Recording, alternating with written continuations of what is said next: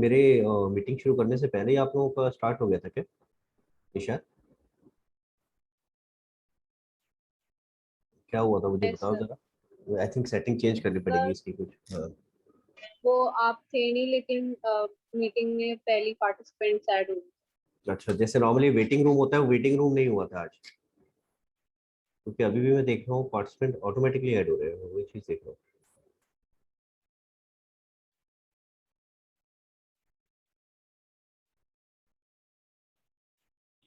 Guys जितने लोग add हुए प्लीज अपना अपना कैमरा ऑन करें सब लोग।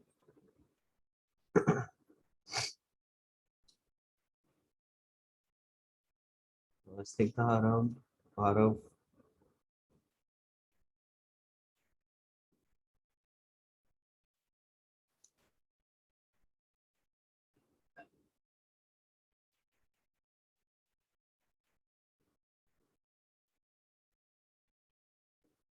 गाइस आप लोगों ने अभी तक मेरे को जो मैंने जर्नल का होमवर्क दिया था उसका पीडीएफ नहीं भेजा है। मेरे पास सिर्फ परीक्षा का आया है और एक तो परीक्षा का आया था मेरे पास।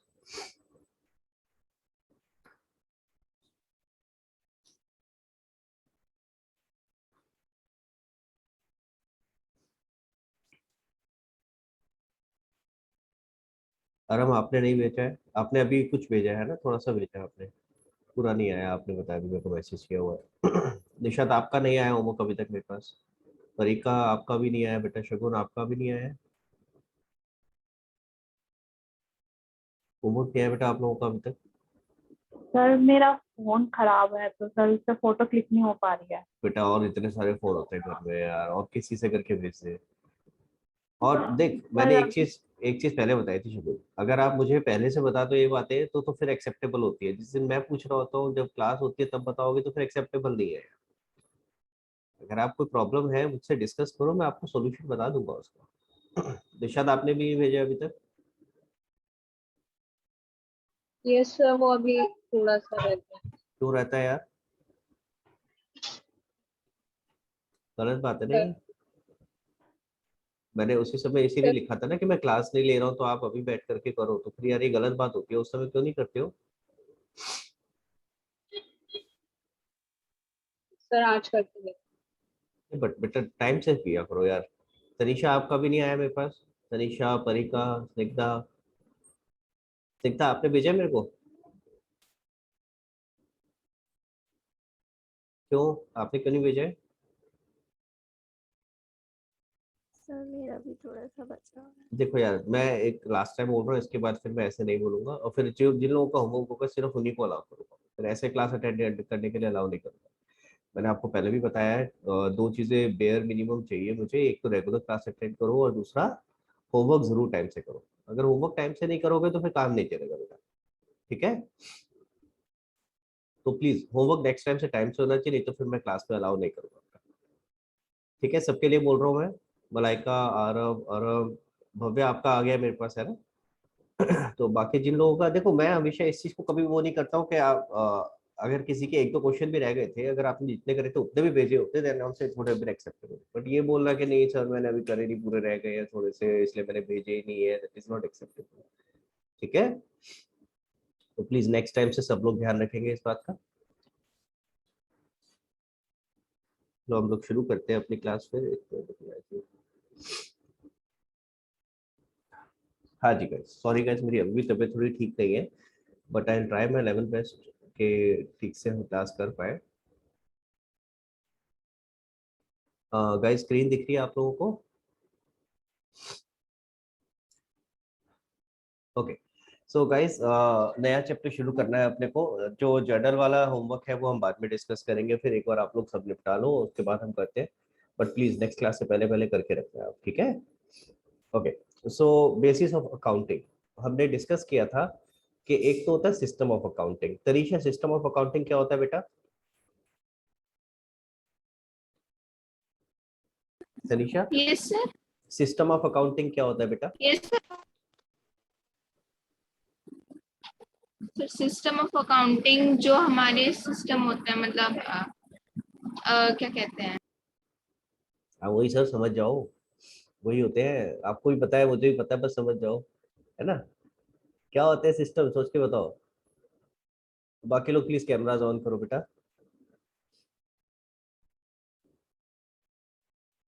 हाँ तनिषा, याद है नहीं याद है, नहीं याद है तो मना कर दे, कोई बात नहीं, लेकिन देखना नहीं है, नहीं चीटिंग नहीं नहीं याद करनी। नहीं आ रहा। याद नहीं आ रहा। शगुन,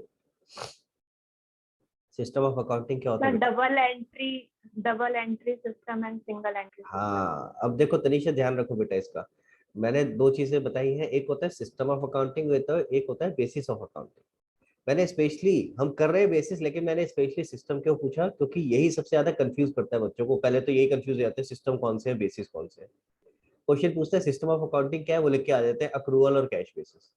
ये बेसिस है भाई, ये सिस्टम नहीं है, ये बेसिस ऑफ अकाउंटिंग है। तो दोनों अलग अलग चीजें हैं। सिस्टम ऑफ अकाउंटिंग तो हो गया कि आप अकाउंटिंग कैसे कर रहे हो, उसके दो तरीके क्या है। तो वो होता है आपका एक, क्या नाम है, double entry system of accounting, और एक single entry system of accounting. ठीक है, तो सिस्टम ये दोनों है।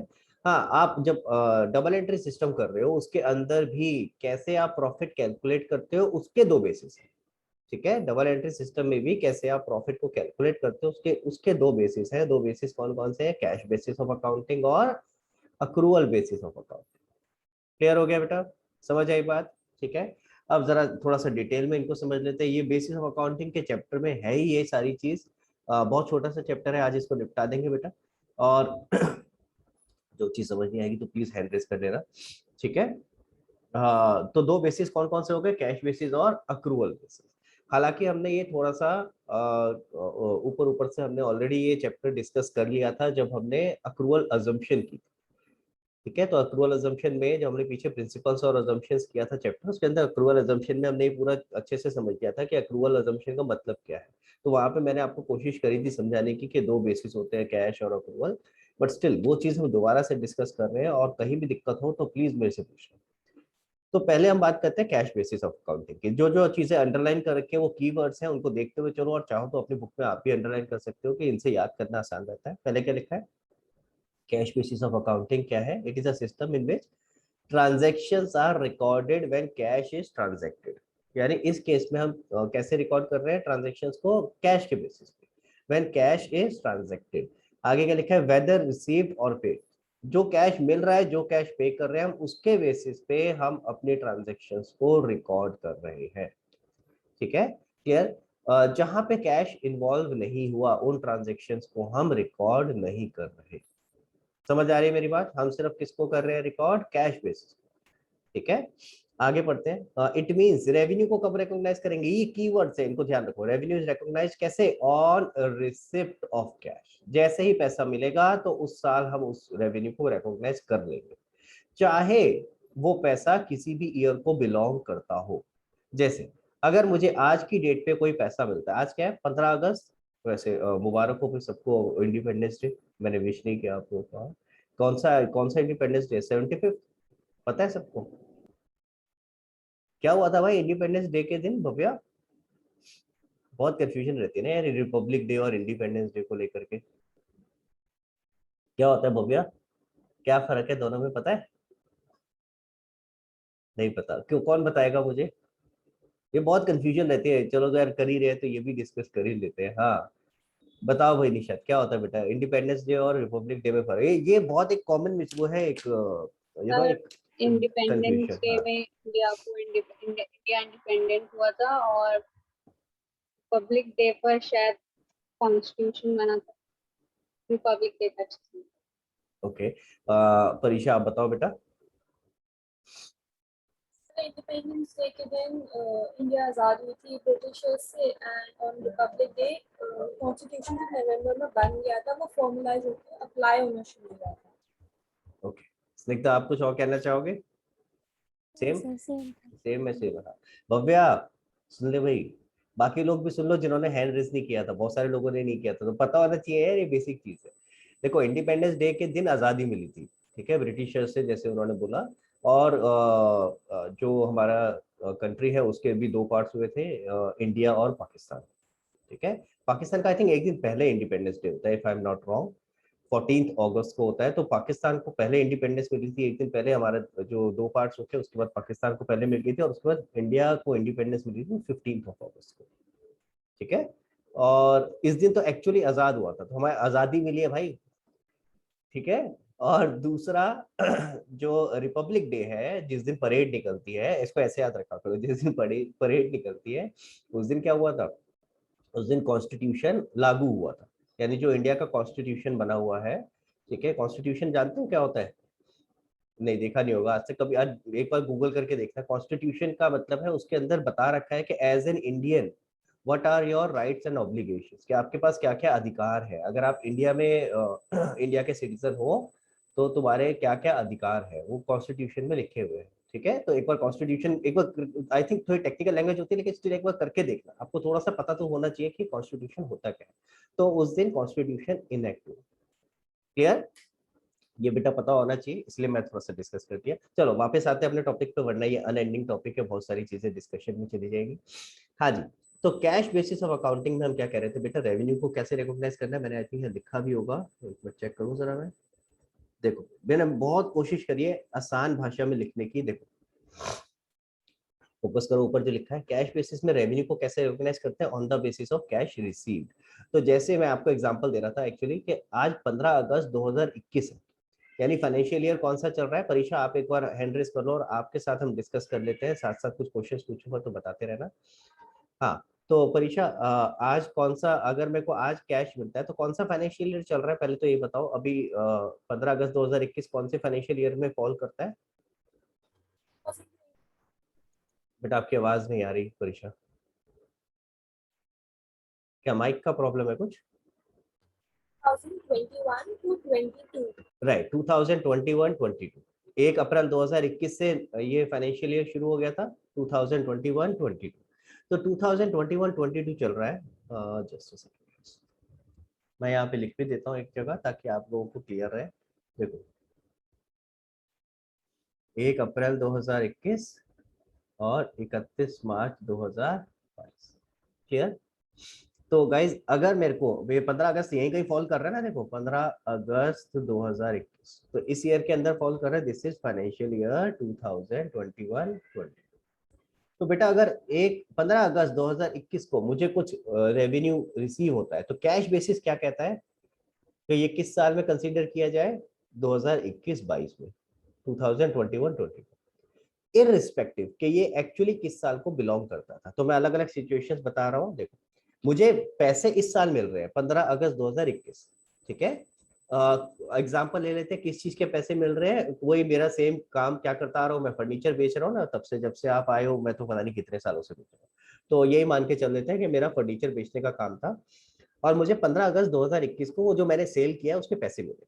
अब there can be numerous different examples. क्या हो सकता है ये जो सेल करी है मैंने लास्ट ईयर करी हो, या लास्ट ईयर करी हो, कभी भी हो सकती है, पीछे पास्ट में कभी भी करी हो। तो पिछले सालों में कोई सेल करी हो जिसके पैसे मुझे इस साल मिल रहे हैं, एक ये सिनेरियो हो सकता है। दूसरा हो सकता है मैंने इसी साल में सेल करी हो जिसके पैसे मुझे इस साल मिल रहे हैं 15 अगस्त में। और एक और भी एग्जांपल हो सकता है कि सेल अभी तक हुई नहीं है, सेल आगे फ्यूचर में होगी और मुझे एडवांस मिल रहा है। ये अलग अलग सिनेरियो हो सकते हैं, यानी ये जो पैसे मिल रहे हैं वो किसी भी ईयर को बिलोंग कर सकते हैं, पास्ट के, प्रेजेंट के या फ्यूचर के। कैश बेसिस कहता है हमें इससे फर्क नहीं पड़ता है ये किस साल को बिलोंग करते हैं।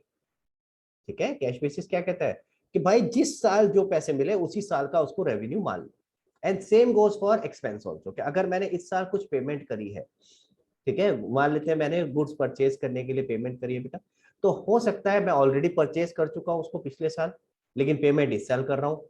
ये भी हो सकता है कि इसी साल परचेज करी और पेमेंट इस साल कर रहा हूँ, और ये भी हो सकता है कि फ्यूचर में खरीदना और एडवांस पेमेंट कर। लेकिन कैश बेसिस क्या कहता है, हमें इससे फर्क नहीं पड़ता कि आपकी एक्चुअल परचेज किस साल को बिलोंग करती है, आपने पेमेंट कब किया, हम तो उस साल का खर्चा मान। आई बात समझ में? क्लियर हुआ? अब जरा इसी लाइन को पढ़ो, जो मैंने बात बोली है हिंदी में वही अंग्रेजी में लिखी है। रेवेन्यू क्या है, रेवेन्यू को कब रिकॉग्नाइज करेंगे, on the basis of cash received, और एक्सपेंस को कब करेंगे, on the basis of cash paid. और अब उसके आगे का पढ़ते हैं, irrespective of period to which it belongs, किस पीरियड को बिलोंग करता है उससे हमें फर्क नहीं पड़ेगा। कैश बेसिस पे सिंपल देखेंगे कितने पैसे आए कितने पैसे गए। यहां तक क्लियर हुआ सबको? ठीक है, अब पहले अक्रूवल बेसिस यहीं से दिखा देता हूँ, फिर बुक में से दिखाऊंगा। देखो क्या लिखा है अक्रूवल बेसिस में, रेवेन्यू कब रिकॉग्नाइज करते हैं, when it is earned, when it is earned. Earned का मतलब मैंने समझाया था क्या होता है, when you have a right to receive. तो अगर मुझे क्या नाम है, मैंने इस साल सेल करी है तो मैं उसको इस साल का रेवेन्यू मानूंगा, चाहे मुझे वो सेल के पैसे फिर मिले हो या नहीं मिले हो। ठीक है, राइट टू रिसीव कब आ जाता है, जब मैंने सेल करी है, यानी मैंने इनवॉइस रेज कर दिया है, मेरी ओनरशिप ट्रांसफर हो गई। तो यहाँ पे हम अक्रूवल बेसिस में कैसे लेके चलते हैं कि हमारा रेवेन्यू कब रिकॉग्नाइज होगा, when we have a right to receive. ठीक है, और इसी तरह से एक्सपेंस के लिए कब होगा, when it is spent. Spent का मतलब क्या होता है, मैं यहाँ लिख भी देता हूँ साथ में, ऑब्लिगेशन टू पे। जब ऑब्लिगेशन टू पे आ गया है तो हम उसको खर्चे को रिकॉर्ड कर लेंगे, चाहे एक्चुअली पेमेंट करी है या नहीं करी है। समझ आई बात, क्लियर। तो ऊपर अगर आप ध्यान दो तो हम करते थे irrespective of period to which it belong, कि किस पीरियड को बिलोंग करता है उससे हमें फर्क नहीं पड़ता, लेकिन यहाँ उल्टा है कि किस पीरियड को बिलोंग करता है उसी से फर्क पड़ता है, कि मिला है या नहीं मिला है पैसा, उस पर फर्क नहीं पड़ता। तो आगे क्या लिखा होगा, इररिस्पेक्टिव वेदर रिसीव्ड और नॉट। एंड सिमिलरली नीचे एक्सपेंस में इररिस्पेक्टिव वेदर पेड और नॉट। गाइस समझ में आ रही है वाली बात। किसी को अगर डाउट है बेटा, अगर नहीं समझ आ रहा है कि अक्रूवल और कैश बेसिस में क्या फर्क होता है, तो प्लीज एक बार हैंड रेज करें। हम कौन सा फॉलो कर रहे हैं, हम अक्रूवल बेसिस फॉलो कर रहे हैं। अगर क्लियर है तो बेटा प्लीज समझ अप करके बताओ, हम लोग कौन सा फॉलो करते हैं। यहाँ पे बुक्स में जो आपके साथ अभी डिस्कस कर रहे हैं हम अक्रूवल बेसिस करते हैं, क्योंकि 99.99% बिजनेसेस में सब में अक्रूवल ही फॉलो होता है। ठीक है, चलो अब जरा वापस पढ़ते हैं बुक की लैंग्वेज को, क्या लिखा है। तो देखो कैश बेसिस पे क्या लिखा था, हमें फोकस किस पे करना है, कैश इज रिसीव्ड और paid during the year. Cash पे तो इस पे फोकस करते हैं। और आगे क्या लिखा था, रेवेन्यू कब रिकॉग्नाइज हो रहा है, on the receipt of cash, likewise expense are recorded when they are paid. ठीक है, इसका मतलब क्या है, ये जो चार चीजें हमने लिखी हुई हैं, outstanding expense, prepaid expense, accrued income और इनकम रिसीव्ड इन एडवांस, नीचे लिखी है ना ये चार चीजें, outstanding expense, prepaid expense, accrued income और इनकम रिसीव्ड इन एडवांस। ये चारों चीजें हमारी कैश बेसिस में कंसीडर नहीं होती। ठीक है, ये चीजें कहाँ कंसीडर होती हैं, अक्रूवल बेसिस पे। क्लियर हो गया, समझ में आया। आगे चलते हैं, क्या कहता है, advantages of cash basis. Cash basis के फायदे क्या है। सबसे पहला फायदा सिंपल है भाई, दिमाग नहीं मारना, जो पैसे आए वो इनकम, जो पैसे पे करे वो सारा एक्सपेंस, हमें दिमाग मारने की जरूरत ही नहीं पड़ी, तो बहुत ही आसान है। ठीक है, अगला देखते हैं, यहाँ पे एस्टिमेट्स कम आते हैं। इनफैक्ट एक चीज और बता दूं, यहाँ पे डेप्रिसिएशन भी नहीं आता, अक्रूवल बेसिस में डेप्रिसिएशन भी नहीं आता। क्यों नहीं आता, क्योंकि आपने अभी भी सीखा कि हम एक्सपेंस किसको मानते हैं, जो पे किया। डेप्रिसिएशन में कोई पेमेंट हुई नहीं, ठीक है ना, वो तो एक हम एक क्या बोलते हैं, नॉन कैश एक्सपेंस होता है एक तरह का। ये तो हम इसलिए कर रहे होते हैं ताकि हमारी बुक्स में जो भी एसेट है वो एक वियर एंड टीयर के लिए, हम उस एसेट का वियर एंड टीयर के लिए कुछ एक्सपेंस दिखा सके। लेकिन क्योंकि इसमें भी कोई पेमेंट नहीं हुई है तो कैश बेसिस में डेप्रिसिएशन भी नहीं आता। वो चार चीजें जो बताई ऊपर वो तो आती नहीं है, प्लस डेप्रिसिएशन भी नहीं आता। ठीक है, तो यहाँ पे इसका मतलब एस्टिमेट्स बहुत कम होते हैं, एक्चुअल बेसिस पे सारी चीजें चल रही होती है, कितने पैसे आए कितने पैसे गए। आगे चलते हैं, this basis of accounting is suitable, किसके लिए सुटेबल है, जो क्या लिखा है, for those enterprise where most of the transactions are on cash basis. जहां पे मोस्टली सारी ट्रांजैक्शन कैश बेसिस पे हो रही होती है बेटा, यानी कि जो उधार पे कम डील करते हैं, जो उधार पे कम डील करते हैं, बहुत कम उधार पे डील करते हैं, उनके लिए ज्यादा सुटेबल होता है। ठीक है, मैं एक और इसके साथ में आपको बता देता हूँ, कैश बेसिस नॉर्मली फॉलो कौन करता है, ये भी आपको समझा देता हूँ। कैश बेसिस नॉर्मली फॉलो करते हैं प्रोफेशनल्स। कौन से प्रोफेशनल्स, जैसे चार्टेड अकाउंटेंट्स, लॉयर्स, ये लोग ज्यादा कैश बेसिस फॉलो करते हैं। जो बिजनेसेस की अगर मैं बात करूं तो कैश बेसिस मेरे ख्याल से कोई भी बिजनेसमैन फॉलो नहीं करता, सारे बिजनेसमैन अक्रूवल ही फॉलो करते हैं। जो आपका कैश बेसिस है नॉर्मली प्रोफेशनल्स फॉलो करते हैं। क्यों करते हैं, इसका लॉजिक समझते हैं। अब मैं एक एग्जांपल दे रहा हूँ, ध्यान से सुनना मेरी तरफ। मैं चार्टेड अकाउंटेंट हूँ, मान लो बेटा मैं सब लोगों की रिटर्न बनाता हूँ। ठीक है, इनकम टैक्स की रिटर्न्स आप लोग जानते हो ना, इनकम टैक्स की रिटर्न्स वगैरह के लिए जरूरत पड़ती है कई बार एक्सपर्ट एडवाइस की। तो मान लेते हैं बेटा मैं रिटर्न्स बनाता हूँ अलग अलग लोगों की, तो रिटर्न की ड्यू डेट होती है 31 जुलाई। तो लोग मेरे पास आते हैं जुलाई से पहले, कहते हैं हाँ जी हमारी रिटर्न बना दो। मैंने कहा ठीक है, मैं बताता हूँ उनको इतने पैसे लगेंगे आपकी रिटर्न बनाने को। कहते हैं अच्छा ठीक है, जो भी एग्री हुआ अमाउंट मान जाते हैं, रिटर्न बनवाते हैं और फिर गायब हो जाते हैं। गायब हो जाते हैं मतलब समझ रहे हो कि हाँ अभी दे देंगे सर, पैसे दे देंगे आपको, दे देंगे दे देंगे, ऐसे ही चलता रहता है। और फिर क्या होता है, जब अगले साल रिटर्न बनाने का टाइम आता है ना, अच्छा आपके पैसे नहीं दिए थे हमने पिछले साल के, ये लो।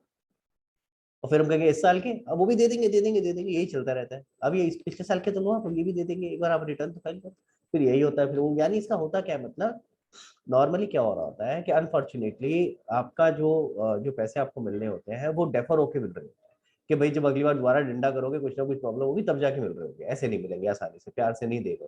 ऐसा नहीं है, सारे लोग ऐसे होते हैं, काफी लोग देते भी हैं टाइम से, बिल्कुल उनसे कई बार तो लोग पहले भी दे देते हैं, ऐसी बात नहीं, सब ऐसे नहीं है।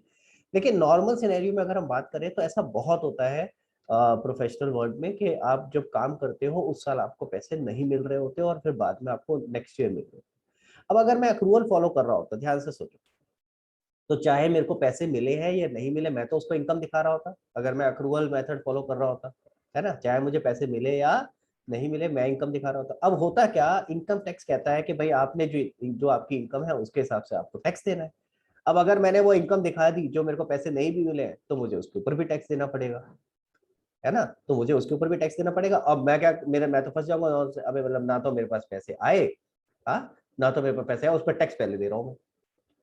तो इसीलिए जो प्रोफेशनल्स होते हैं जनरली अवॉइड करते हैं अक्रूवल बेसिस को। वो कहते हैं यार हमारे लिए कैश बेसिस ज्यादा बेटर है, जितने पैसे आ रहे हैं उस पर टैक्स देंगे, जो पैसे अगले साल मिलेंगे उस पर अगले साल। तो इसी वजह से वो अकाउंटिंग में भी कैश बेसिस को फॉलो करके चलते हैं। समझ आई बात, क्लियर, ठीक है। तो नॉर्मली कैश बेसिस कौन फॉलो करता है, जो अकाउंटेंट, जो अपने प्रोफेशनल्स होते हैं, जैसे मैंने आपको बोला सीए, लॉयर्स, ये लोग ज्यादा इस तरह से फॉलो करते हैं। लॉजिक की कोशिश करिए आपको समझाने की ऐसा क्यों। हाँ जी, अब नुकसान क्या होता है। नुकसान होता है does not give a true and fair view. True and fair view cash basis से नहीं आता। मैंने आपको एक एग्जांपल भी दिया था, वापस जरा उस एग्जांपल को देख लेते हैं, क्यों ऐसा क्यों कह रहे हैं हम कि नहीं आता। आपको याद है मैंने ये एग्जांपल दिया था रेंट का। मैंने कहा था अगर हमारा हर महीने 10,000 रुपए का रेंट है, ठीक है, सॉरी, तो और तो हमारा हर साल अगर सॉरी हर महीने 10,000 रुपए का रेंट है, तो पहले नीचे वाली फिगर पे फोकस करते हैं, इस पे रेंट ड्यू पे, पहले इस पे फोकस करते हैं जरा। तो हमारा हर महीने कितना रेंट ड्यू है, 10,000, तो पूरे साल का कितना हुआ, 1,20,000। तो तीनों सालों में 1,00,000, 1,20,000, 1,20,000, 1,20,000, तीनों सालों में यही ड्यू हुआ, ठीक है। लेकिन अगर एक्चुअली पेमेंट का अगर हम बात करें, तो हमने फर्स्ट ईयर में 2018 में तो पूरा पे कर दिया था, 1,20,000 का 1,20,000 पे कर दिया, लेकिन 2019 में एक आखिरी महीने का रेंट रह गया था जो हमने अगले साल पे किया। तो 2019 में कितना आ रहा होगा पेमेंट, 1,10,000, और 2020 में कितना आ रहा होगा, 1,30,000। अब अगर कैश बेसिस फॉलो करते हैं तो जो ऊपर वाला लिखा है 1,20, 1,10 और 1,30, यही हम एक्सपेंस दिखा रहे होते हैं अपने बुक्स में। कैश बेसिस के हिसाब से तो ये होता है ना कितना पे किया है, इररिस्पेक्टिव किस पीरियड को बिलोंग करता है उस पर हम फोकस नहीं करते। तो यानी 1,20, 1,10 और 1,30 दिखा रहे होते। अब अगर कोई भी ऐसे देखेगा वो क्या कहेगा, अरे क्या हुआ तेरा रेंट कम हो गया था 2019 में, अच्छा तेरा लैंडलॉर्ड तो अच्छा है यार, उसने रेंट कम कर दिया 2019 में, 10,000 रुपए कम कर दिया था। फिर क्या हुआ, अबे ये क्या हो गया, 20,000 रुपए से बढ़ा दिया। कोई भी देखेगा वो तो यही बोलेगा कि नहीं बोलेगा, है कि नहीं। तो it does not reflect a true picture. अगर हम ध्यान से देखें तो true and fair picture represent नहीं करता। लेकिन अगर हम अक्रूवल बेसिस वाला देखते हैं, यानी जितना ड्यू है उसके हिसाब से रिकॉर्ड किया होता, तो नीचे देखते तो क्या होता कि हर साल हमारा रेंट बराबर रहा है, 1,20, 1,20, 1,20, ना कि बढ़ा ना ही कम। समझ आई बात। तो इसीलिए हम कहते हैं कि accrual basis is better, it represents the situation better, और ट्रू और फेयर व्यू वहां से पता चलता है। कैश बेसिस से ट्रू एंड फेयर व्यू पता नहीं चलता। और इसी यही तो रीजन है कि 99.99% सब लोग क्या फॉलो करते हैं, अक्रूवल बेसिस, ठीक है। हाँ जी, दूसरा क्या है, कह रहा है it does not follow the matching principle of accounting. Matching principle follow नहीं करता। वो क्या कहता था, जिस पीरियड के इनकम है, जिस पीरियड का रेवेन्यू, उसी पीरियड का एक्सपेंस रिकॉर्ड होना चाहिए। यहाँ तो हम पीरियड के हिसाब से चल ही नहीं रहे, यहाँ तो हम किसके हिसाब से चल रहे हैं, इस साल जो पैसा मिला उसको रेवेन्यू मान लो, इस साल जो पे किया उसे एक्सपेंस मान लो, चाहे वो किसी भी पीरियड को बिलोंग करता हो। तो मैचिंग प्रिंसिपल फॉलो नहीं होता, जो हमने अकाउंटिंग में एक पढ़ा था, ठीक है। तीसरा क्या है बेटा, this system does not distinguish between capital and revenue item and as a result there is no consistency in the profits of the 2 year. इसमें क्या नाम है, कैपिटल और रेवेन्यू आइटम्स जो है कई बार उनमें भी कंफ्यूजन हो जाती है। हम कहते हैं ना जो पैसे मिले वो सारा रेवेन्यू, और जो पैसे पे करे वो सारा एक्सपेंस। तो जो हमने कैपिटल और रेवेन्यू का डिस्टिंक्शन किया हुआ है कि कैपिटल नेचर की आइटम हमारा रेवेन्यू, और कैपिटल नेचर की जो एक्सपेंस है वो हमारा एक्सपेंस नहीं होता, वो कहाँ जाता है, बैलेंस शीट पे जाता है। तो वहां भी दिक्कत आती है इस कैश बेसिस में फॉलो करने में, ठीक है। अब बात करते हैं अक्रूवल बेसिस की। अक्रूवल बेसिस में हमने अभी अभी पढ़ा है क्या है कि इनकम को कैसे रिकॉग्नाइज करते हैं, व्हेन इट इज अर्न्ड। देखो कीवर्ड्स मैंने अंडरलाइन कर रखे हैं। और एक्सपेंस को कब करते हैं, when it is incurred. Earn का मतलब क्या है, अर्न कैश का मतलब हुआ राइट टू रिसीव, और इनकम का मतलब ऑब्लिगेशन। अब एडवांटेज क्या है देखो, इट इज मोर साइंटिफिक, ये एक साइंटिफिक मेथड है जो मैचिंग प्रिंसिपल को फॉलो करता है और प्रॉपर रिजल्ट दिखाता है, कंप्लीट पिक्चर दिखाता है, आधी अधूरी नहीं दिखाता। जैसे ऊपर हमने देखा था कैश बेसिस आधी अधूरी पिक्चर दिखा रहा था और गलत इंटरप्रिटेशन निकल के आ रहा था उससे, ये कंप्लीट पिक्चर दिखाता है। अगर आपको कुछ पैसे नहीं मिले हैं या आपने कुछ पैसे पे नहीं करे हैं तो वो आपकी बैलेंस शीट में दिख रहा होगा अक्रूड या आउटस्टैंडिंग के नाम से। इसी तरह अगर कुछ एक्स्ट्रा पे कर दिया है या कुछ एक्स्ट्रा रिसीव हो गया है तो वो प्रीपेड या एडवांस के नाम से दिख रहा है। क्लियर? तो ये कंप्लीट पिक्चर दिखा है। करेक्ट प्रॉफिट डिस्क्लोज करता है, ठीक है, क्योंकि कंप्लीट पिक्चर दिखा रहा है। ये ट्रू प्रॉफिट और लॉस कैलकुलेट करता है, ट्रू फाइनेंशियल पोजीशन दिखाता है। ऑलमोस्ट सेम ही बात है, ट्रू प्रॉफिट और ट्रू फाइनेंशियल पोजीशन, एक परफॉर्मेंस की बात हो रही है और एक पोजीशन की बात हो रही है, ठीक है। इसके डिसएडवांटेज क्या है? Obviously it is not as simple as cash basis. तो कैश बेसिस तो बहुत ही सिंपल था, उसके अंदर ये चारों चीजें नहीं होती थी और डेप्रिसिएशन भी नहीं होता था, तो वो ज्यादा आसान था, ज्यादा दिमाग नहीं मारना पड़ता था। हाँ, उतना आसान नहीं है, तो इसीलिए लिखा है it's not as simple as cash basis. थोड़ा सा एलेबोरेट भी है, इसमें हमें हर साल बैठ करके पहले हिसाब लगाना पड़ता है जितने भी खर्चे होते हैं। देखो मैंने आपको बताया था ना 31 मार्च को हम क्या करते हैं, हम बैठ करके सारा हिसाब लगाते हैं, हाँ भाई क्या क्या खर्चे हुए, ठीक है, देखते हैं जरा क्या क्या खर्चे डाल रखे हैं हमने, फिर चेक करते हैं क्या हमने जितना भी खर्चा दिखा रखा है अपनी बुक्स में, क्या ये सारा पे, इससे रिलेटेड सारा खर्चा पे हो गया ड्यूरिंग द ईयर, कुछ आउटस्टैंडिंग तो नहीं है, कोई प्रीपेड तो नहीं है। सारा हिसाब लगाते हैं कि नहीं लगाते, एग्रीमेंट देख करके। फिर इसी तरह से रेवेन्यू में भी चेक करते हैं, जो रेवेन्यू आया है उसमें कोई अक्रूड या क्या बोलते हैं इनकम रिसीव्ड इन एडवांस तो नहीं है, ठीक है। तो इसीलिए थोड़ा सा इलेबोरेट होता है, इसमें टाइम लगता है। Quick appraisal is not possible, जल्दी से आंसर नहीं मिल सकता इसमें हमें ये सारे एग्रीमेंट्स वगैरह पहले रिव्यू करने पड़ेंगे, ये सारी एंट्रीज करनी पड़ेंगी, उसके बाद ही आंसर मिल पाएगा कि प्रॉफिट या लॉस क्या है। तो इसीलिए एकदम से आंसर नहीं मिलता। जहां तक अगर हम बात करें कैश बेसिस की, उसमें तो क्या है, जितना पैसा आया उसका टोटल करो माइनस जितना पैसा पे किया उसका टोटल करो, आंसर आ गया कितना प्रॉफिट है, ठीक है। हाँ जी, अब बात करते हैं इन दोनों के डिफरेंस में।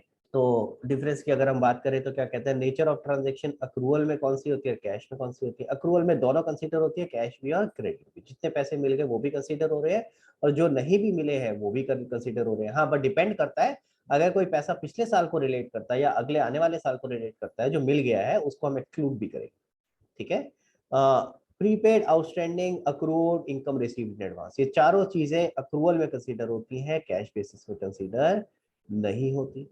अक्रूवल में करेक्ट प्रॉफिट एसर्टेन होता है, कैश बेसिस में करेक्ट नहीं होता, ट्रू एंड फेयर व्यू नहीं दिखता वहां पे। ऑब्वियसली अक्रूवल के लिए थोड़ी सी टेक्निकल नॉलेज चाहिए होती है, क्योंकि आपको पहले एग्रीमेंट्स वगैरह भी पढ़ने पड़ेंगे, निकालना पड़ेगा कि ये जो चारों चीजें हमने बताई, प्रीपेड, आउटस्टैंडिंग, अक्रूड और इनकम रिसीव्ड एडवांस, हर चीज के लिए, हर रेवेन्यू और एक्सपेंस के लिए ये सब चीजें देखनी पड़ेंगी कि ऐसा कुछ है तो नहीं, तो थोड़ी टेक्निकल नॉलेज की जरूरत पड़ेगी। कैश बेसिस में उसकी इतनी जरूरत नहीं होती है।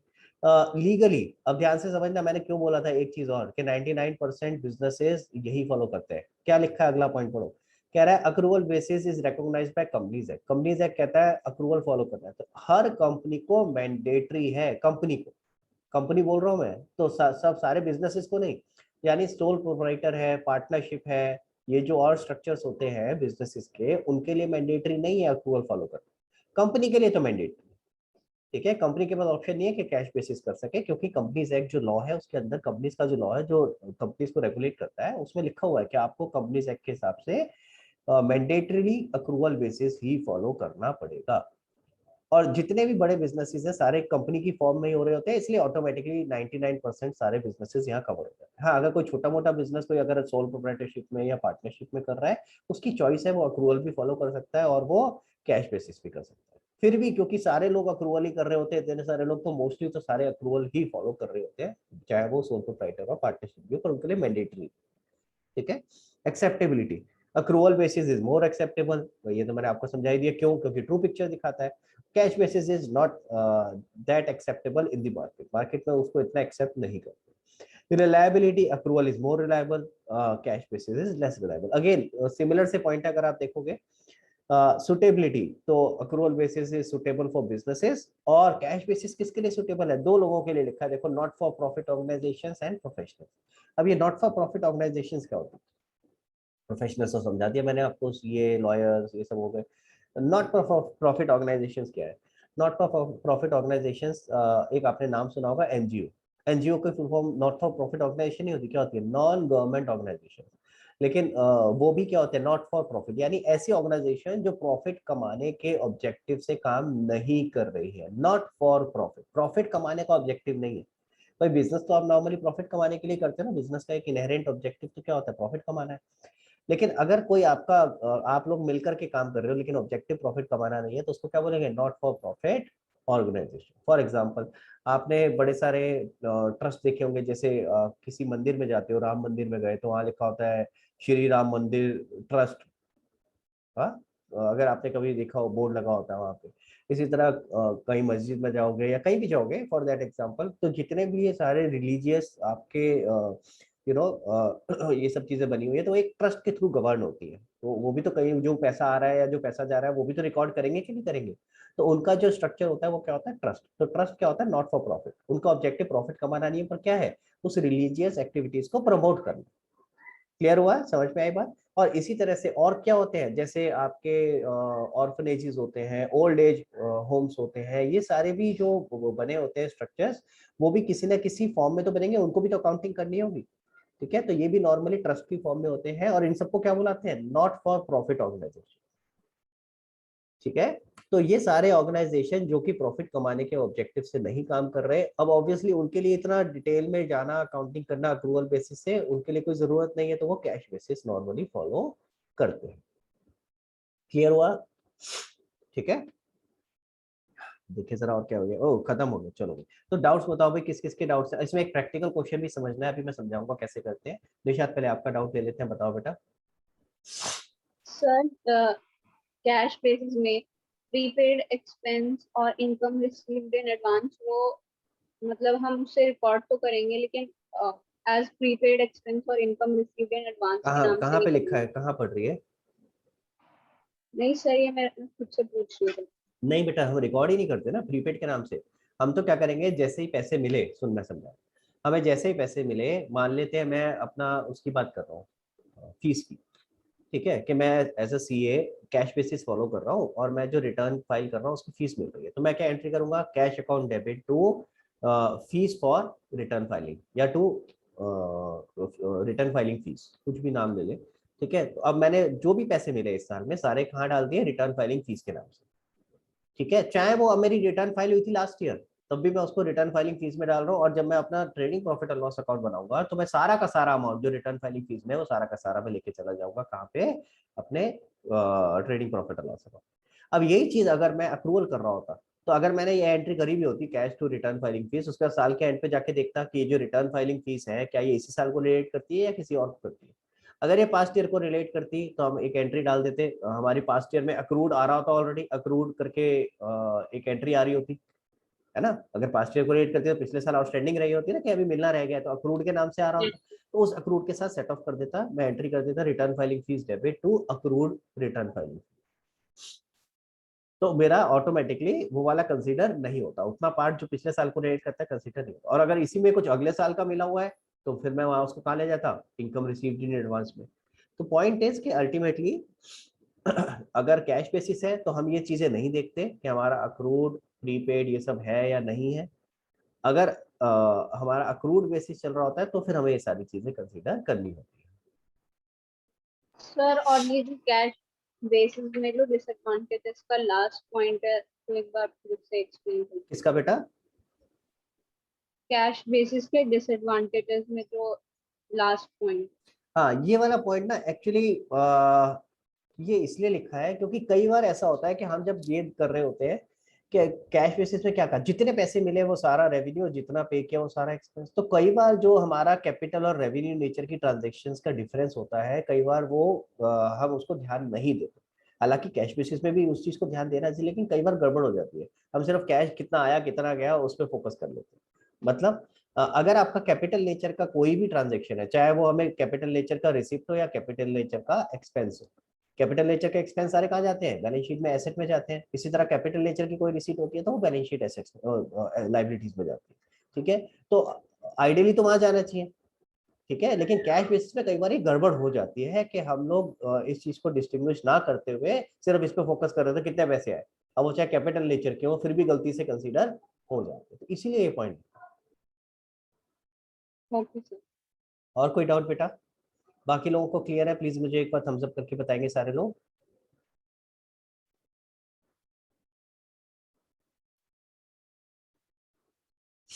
तो जरा एक बार बुक निकाल लो बेटा सब लोग। एक बार जरा इसका एक प्रैक्टिकल क्वेश्चन भी समझ लेते हैं कैसे करना है।